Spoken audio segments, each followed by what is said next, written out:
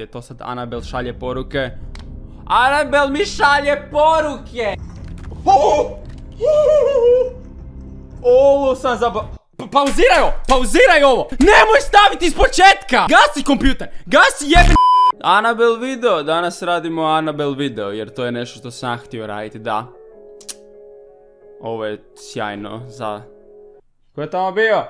Sjajno je za mene. Do sada bilo. Budem umro. Sada, uskoro. Za sve one koje ne znaju, ovo sam da vas informiram jako veseloj vijesti i obavijesti da je Anabel pobjegla. Ona lutkica, znate onu lutkicu? 100% znate ono, ko ne zna onu lutkicu? Gotovo je video, upropastio sam, da, nema na čemu. Treba mi kava jer onako osjećam kako umiram u sebi. Evo me, napravio sam si kavu. Ja obično ne pijem kavu, ja nisam osoba od kave, ali što nekako više gledam u kavu, to nekako više želim pit. Ovo je toplo, ovo je jako toplo, stoga budemo pričekali sa time. Napravio sam cappuccino, nije kao da je bitno, ali sad znate. I ja imam osjećaj da sam postao onako jedan od onih kanala koji samo pokrivaju horror teme, što mi se ne sviđa. Stoga, ako saznate neke nove strašne situacije o kojima ja potencijalno ne znam, što je vjerojatno... Zašto čovjek opet koje ja vjerojatno ne znam, onda nemojte mi javiti za to, jer onako ne želim znat za to, jer onako ne želim više raditi videa na ovim temama, jer i saserem sam sebe i to nije cilj ovih videa, ali... Anabel je zapravo demonska lutkica koja je zapravo stvarna. Imate dvije lutkice, imate dvije Anabel lutkice, jer svako bi htio imati kopiju svoje lutkice. Prava lutkica nije toliko strašna, izgleda ovako, a ona filmska lutkica, rekvizit, izgleda... Pa ne baš tako. Ovo je Anabel lutkica. Ovo nije to. Ovo tu! I sad ću imat noćne more. Ovo je izraz lutkice koji su koristili u filmu. Kao što vidite, lijepe buljave oči, crvene usne, čudne trepavice, vjerojatno s olovkom nacrtane. Stoga da, njezin vjerojatno neprijatelj je voda, jer ako je bacite u vodu, tada se kletva poništava, jer nacrtane trepavice i voda ne funkcioniraju. Vjerojatno nemate pojma što se dešava, mislim vjerojatno znate, lutkica je pobjegla iz... muzeja, pobjegli iz muzeja, lutkice više nema u muzeju, muzej nema lutkicu. Mediji su se uzrujali, jedan su zbog toga što onako kada demonska lutkica koja je ubila ne znam oko 30 ljudi pobjegne iz muzeja, to nije baš onako naslov za promociju tog muzeja dobra. Moja povijest sa Anabel filmovima je dobra. Stvarno dobra, može biti bolja. Gledao sam jedan Anabel film u životu i to je onako Anabel Recreation. Film je bio razočaravajuće strašan. Gledao sam trojku, da li je to trojka? Da me sad krenete ispitivati u tom filmu, ja vam kažem, bila bi čista četvorka iz mog znanja. Internet je nedavno poludio o Anabel situaciji jer je lutkica navodno pobjegla iz hotela. Lutkica je pobjegla iz svoje kutije gdje je bila, prava lutkica, prava demonska lutkica. Pobjegla iz te kutije gdje je bila, a kutija je bila u muzeju i pobjegla iz kutije i onda pobjegla iz muzeja i onda je pobjegla iz vrta muzeja. Uglavnom pobjegla je, lutkica je pobjegla, to je moral ove priče uglavnom. Kad bi netko pretražio da li je lutkica zapravo pobjegla. Anabel escaped, yes.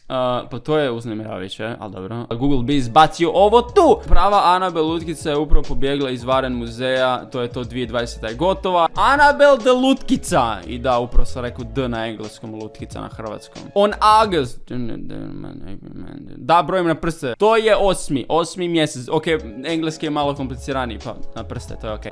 Uglavnom, pobjegla je 14.8.2020. u 3 ujutro. Što je zapravo nekako malo uznemiravajuće, jer ja sam jučer u 3 ujutro saznao za to. Niste ništa čuli. Internet je nekako poludio na cijeloj ovoj situaciji, jer znate, internet je uvijek u pravu. Mislim, ako piše na Google, to mora da je točno. Mislim, ono fucking... Kad je internet nešto falio? Nije falio internet je istinita istina, ok? To su članci pune istine i... ne znam čega. Trend je počeo na Twitteru i mnogo ljudi je mislio da je to neko namjerno napravio, da je netko namjerno oslobodio lutkicu. Ne, pardon, uboj tu lutkicu. Ed i Lorraine Warren, oni su bili pravi, ne znam da li su još uvijek, ne znam da li su mrtvi. To je jedan od načina. Ne znam da li su još uvijek živi, ali oni su zapravo bili istraživači, oni su tražili te paranormalne aktivnosti i imali su muzej u kojem su sve paranormalno sumnjive objekte držali. Tamo, lutkice, kao Anabel. Što sad nije toliko dobra ideja bila, ha. Uglavnom, to je zapravo pravo mjesto i prava lutkica. Možda malo previše prava. Kava se ohladila! To je to. Bio sam u krivu, nije se ohladila.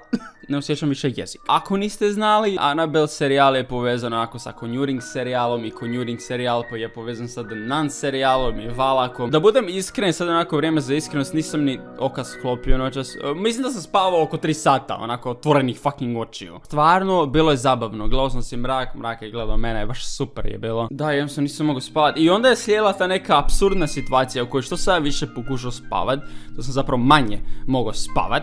I onda, znaš ono, kad si umoran jako, ali ne možeš spavat, onda ti dođe trenutak kad si onako našta fuck ovo, idem radit random stvari onako u 3 ujutro. Ja sam se zaputio na YouTube jer zašto ne, i zapravo slučajno na basu na vidio da je Annabelle pobjegla, na što sam naravno morao kliknut. I sada nekako žalim da jesam. Okej, upravo sam se... Polio sam se! Sekundica, napravio sam nered, okej, napravio sam fucking nered. Ta informacija da je Annabelle pobjegla uopće nije strašna sama po sebi. Ja sam napravio veliku pogrešku, zapravo to je bio niz greškica do koje budem došao u sekundi. Odlučio sam napraviti ono što bi nekako svaka razumna osoba u tom trenutku napravila. Onako, odlučio sam se zaputiti na internet i tražiti detalje o toj situaciji. Po detalje mislim gledat slike Annabelle. I zapravo to je moja... Treća greška. Koja normalna osoba u 3 ujutro u mraku ide gledat Annabelle slike da bi potvrdila situaciju? A ako nisam do tad zaspao, uvjeravam vas da nisam nakon toga. I ostatak jutra je bio iznimno dug. Okej. Ova cijela informacija sada uopće nije strašna, samo ja sam to saznao doslovno u 3 ujutro jer nisam mogao spavat. I da, nisam mogao spavat ni nakon toga. Ako nisam prije toga spao, uvjeravam vas da nisam spavao nakon toga. Doslovno sam se onako valjao po krevetu i slušao kako prašina pada po podu. Tako da, to je bilo produktivno jutro. Izazivam vas da gledate onako Annabelle neki film ili njezine slike u 3 ujutro. Izazivam vas, je to sad Annabelle šalje poruke. Annabelle mi šalje poruke! To je vjerno...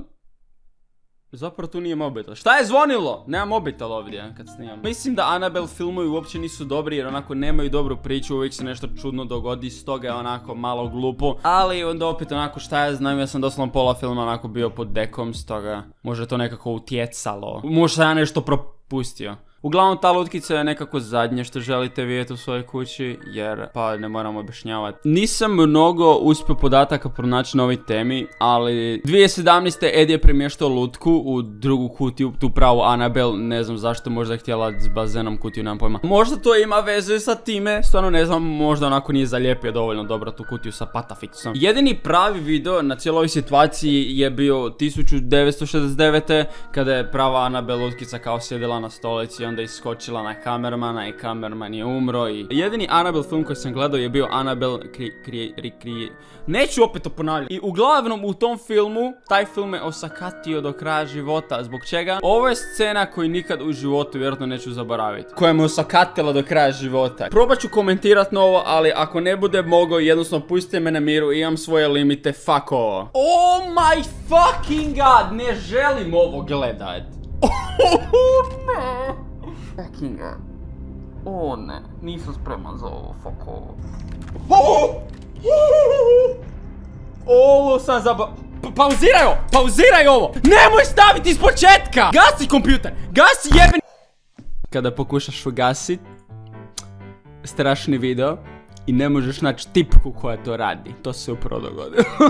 Da, ne, još uvijek, mrzim koliko sam p***ka ispao na ovom dijelu. Nemojte me kritizirati, imao sam dugu noć, nedovoljno kave, idem po jednu, napravio sam scenu sa ovdje glupom kavom, prolio sam se cijeli, prolio sam se stol, sad mi stol miriše na kavu. Ako ne budem mogao spavat noćas, očekujte me na Instagramu i ako mi se neko javi s ovim Annabelle videom, blok. Ide vam fucking blok, ne mislim to sranje trpit više nikad. Ove scena koje ne želim više gledati. Nekako me apsolutno briga da li se ovo zapravo dogodilo ili nije. Što se mene tiče, nek je pobjegla, dođi na kavu, dođi slobodno, jednako imam dovoljno da se razbijem sa njom. Hvala svima što ste gledali, nadam se da sam upropastio dan jer zasigurno sebi jesam. Uskoro bi trebao raditi novi vlog, stoga uzbuđen sam za to. Ako niste dio majstora i majstorica, klikit će dolje, sada možete postati. Za one koji me ne prate, u opisu videa mi je Instagram, zapratite me tamo jer onako imam neke oči da ću jako puno se dopisivati s vama sljedećih par jutra. Fuck ovu!